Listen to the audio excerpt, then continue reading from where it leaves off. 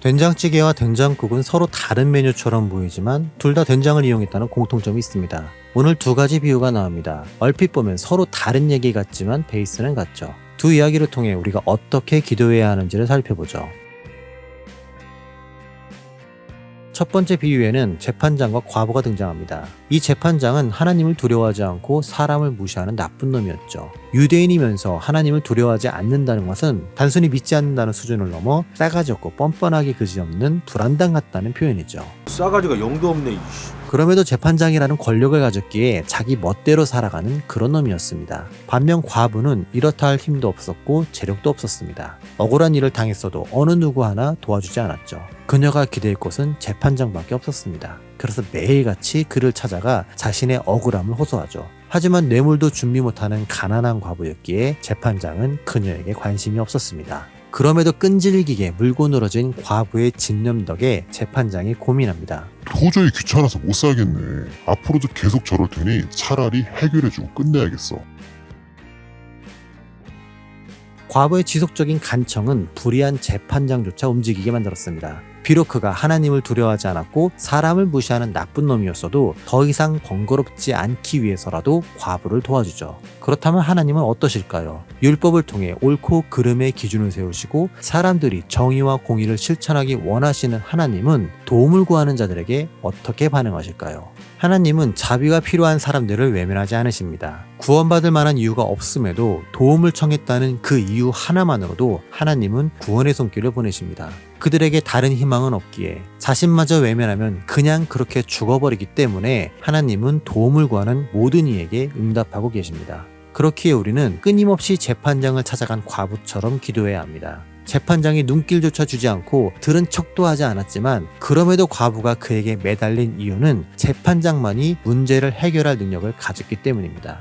어쩌면 과부의 딱한 사정을 들은 누군가가 잠시나마 도와줄 수 있습니다. 하지만 그것들은 일시적이지 과부의 억울함을 온전히 씻어낼 수 있는 궁극적인 해결책은 아니었죠. 결국 인맥도 돈도 백도 능력도 없던 과부에겐 재판장만이 유일하고도 확실한 희망입니다. 마찬가지로 우리도 그런 마음으로 하나님께 다가가야 합니다. 하나님만이 이 문제를 해결할 수 있다는 믿음으로 기도해야 하고요. 다른 수단과 방법을 저울질하지 않고 간절하고 처절하게 매달리면 하나님이 들어주십니다. 비록 하나님의 방법과 시기가 내 생각과 다를지라도 낙심하거나 포기하지 말고 인내를 가지고 기도하세요. 하나님은 가장 적절할 때에 그분의 방법대로 분명히 응답하십니다. 기다려봐. 계기가 있을 거야.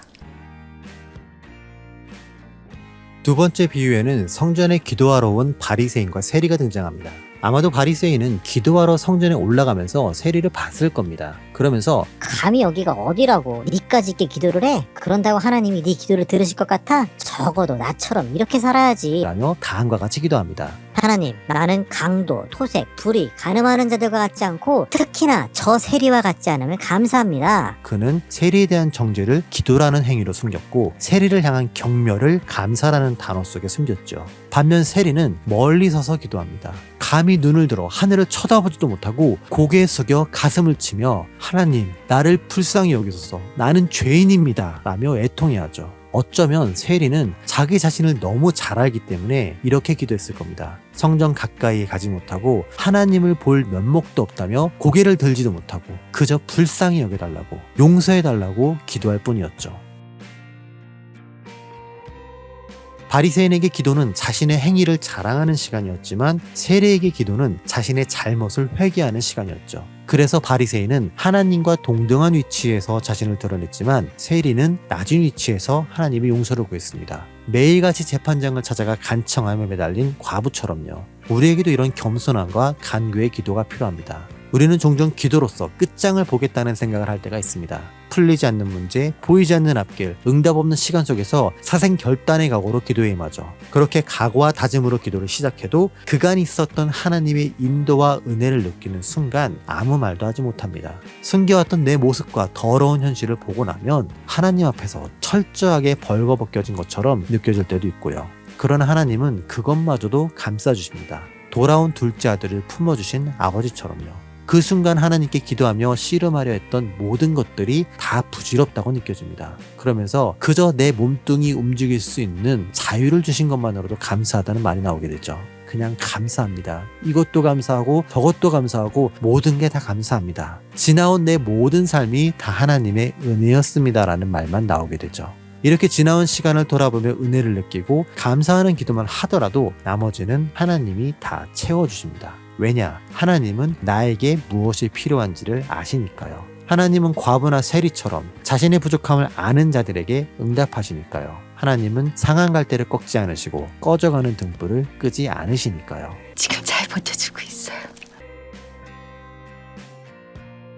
때론 우리가 과부와 세리처럼 낮은 마음으로 간절히 기도하지만 응답이 더디 올 때가 있습니다. 늦더라도 오면 다행인데 아예 오지 않거나 기도한 것과는 완전 다른 결과가 나올 때도 있고요. 그럴 때마다 우리는 간구하면 들어주신다나 하나님이 응답하신다는 표현들에 거부감이 들 수 있습니다. 떡을 달라 기도했는데 돌을 주신 것처럼 느껴지니까요. 만약 그럴 경우 하나님이 내 기도를 듣지 않고 무시하신 걸까요? 하나님은 왜 내 간구나 요청과는 다른 결과를 주시는 걸까요? 우리는 겟세마네 동산에서 기도하신 예수님을 통해 답을 찾을 수 있습니다. 예수님은 자신이 짊어져야 할 십자가의 운명을 두려워하셨습니다. 성육신의 이유와 구원의 과업을 다 알고 계셨음에도 불구하고 이것을 피할 수 있으면 피하게 해달라 기도하셨죠. 그러나 나의 원대로 마옵시옵고 아버지의 원대로 해달라는 조건을 붙이셨습니다. 분명 내가 원하는 것이 있지만 그럼에도 그것보다는 하나님의 뜻을 구하는 기도. 그것이 예수님의 기도와 우리들의 기도에서 보여지는 가장 큰 차이지요. 우리는 내가 원하는 것을 달라고 기도합니다.